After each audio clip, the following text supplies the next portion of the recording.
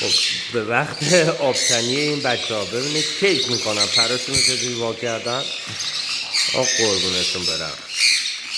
حتما تو آبی که براشون استفاده میکنین، اسپری میخواین کنین، سرکه سیب هم داخل آب بریزید که خیلی تو اینکه جرب و شپش بهشون رخنه نکنه خیلی مناسبه.